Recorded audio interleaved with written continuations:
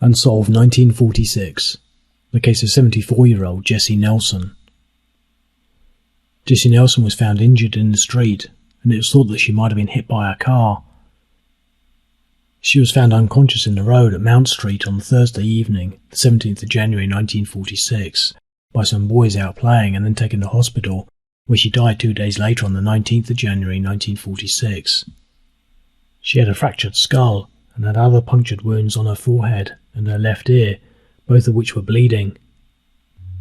The doctor said that her death was due to shock following a fracture of the skull, and noted that there were no other bruises about her to suggest that she might have been knocked down by a car or other vehicle, and that there was no fracture to the front of her skull.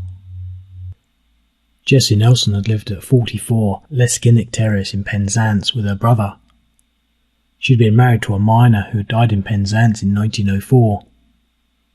At the time of her death, she had been working as an ironer at a Penzance laundry and was described as being very active with good sight and not to have suffered from dizziness. She had gone to work as usual on Thursday and was said to have seemed all right there. The 12-year-old boy that found her said that he had been out playing with other boys in Mount Street on Thursday evening, just below the gap leading through to Leskinnock Terrace, and said that he first went up the gap alone, but that because his friends didn't follow him, he went back to fetch them. He noted that when he first went up, he didn't see anyone lying on the road.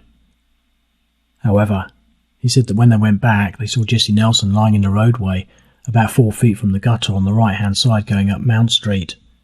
He added that he was quite sure that he saw no car or other vehicle passing up or down at the time either.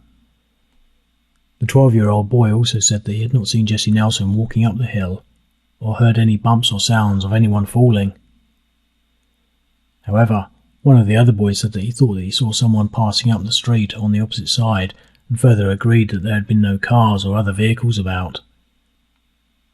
A car then came down the hill, and then the licensee of the White Hart came out, and Jessie Nelson was then taken into the pub and then taken by car to the West Cornwall Hospital.